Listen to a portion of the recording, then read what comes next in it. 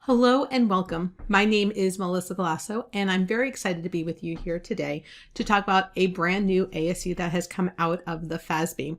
Now, this is a very interesting ASU. It has to do with a new type of financing that is getting more attention, but that some people may not be familiar with. I know when they first started doing research on it, I actually hadn't heard of it before, so I had to do a little bit more understanding. But ASU 2022-04, which is related to disclosures of supplier finance program obligations, was trying to provide more feedback for users. And so these are very interesting because it really encourages collaboration between buyers and sellers. And so banks sort of facilitate this type of finance program, and users wanted to know a little bit more about, are you using this?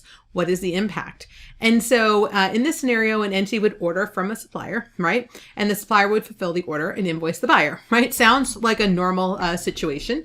However, the buyer then approves the invoice for payment and confirms to the financial institution that as part of this payment is correct.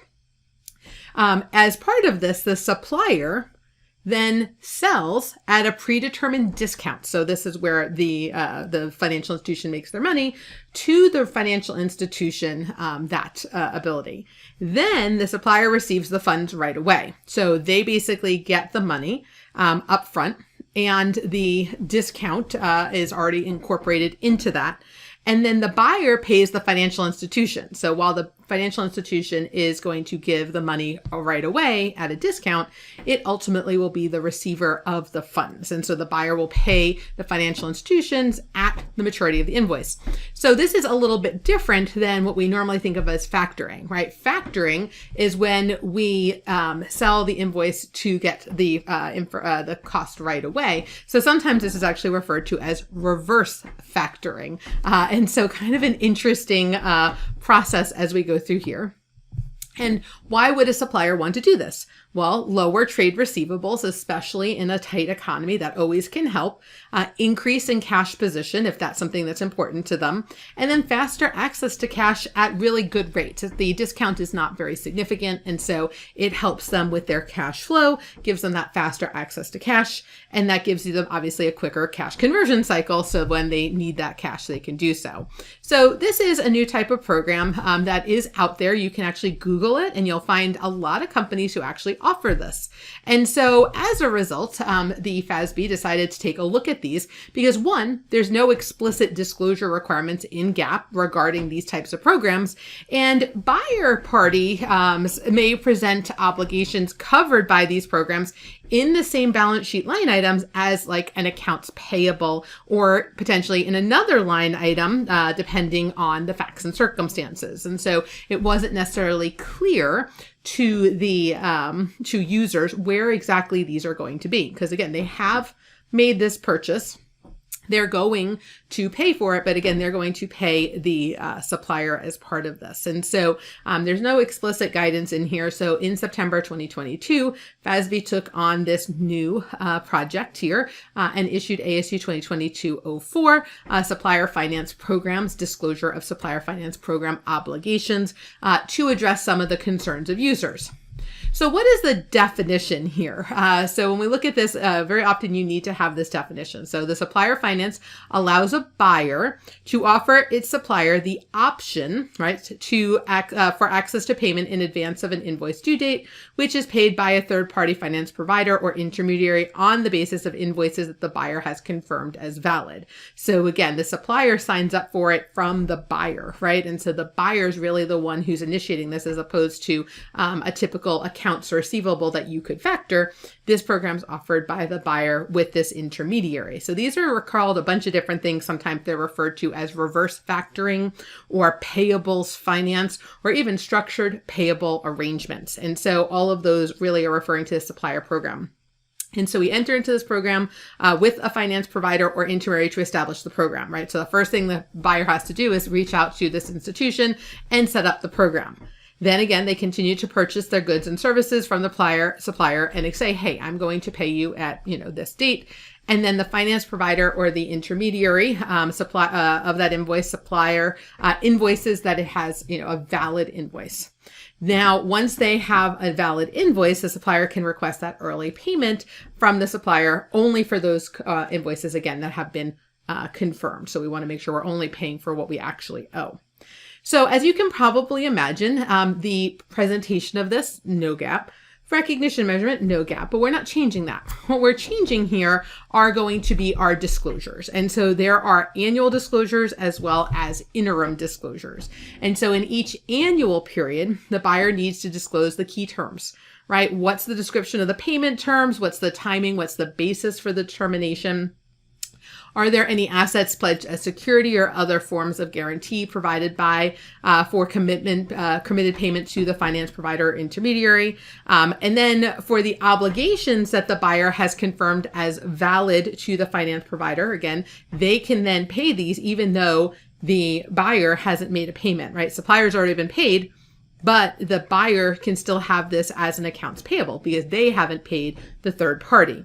And so as a result, the amount outstanding that remains unpaid from the buyer as of the end of the period, which is basically the confirmed amount that they have agreed to pay, and a description of where those obligations are presented. Because again, some people are leaving them in AP because they owe that payment. They're just not going to pay the supplier.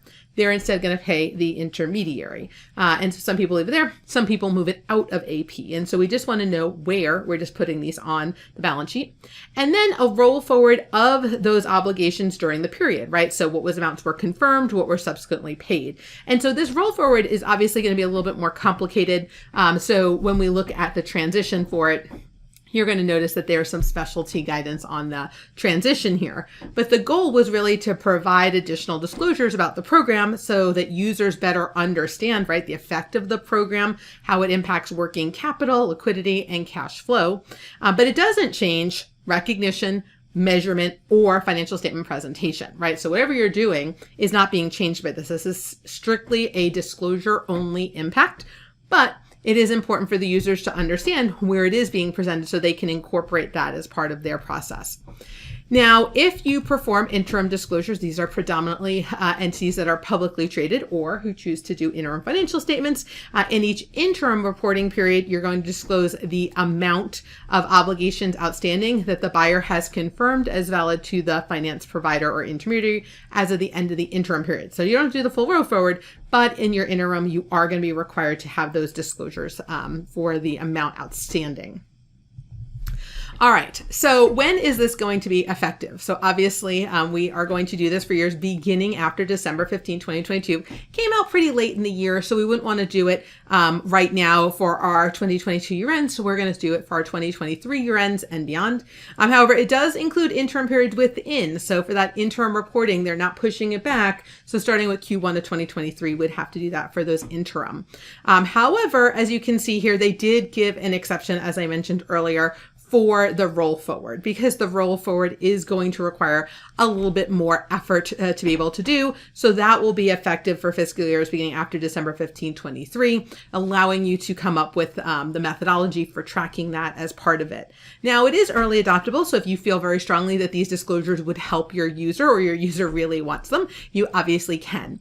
And then obviously during the year of adoption, the information on key terms and the balance sheet presentation, et cetera, which are annual, would be obviously disclosed as part of those interim periods to make sure that people are understanding it.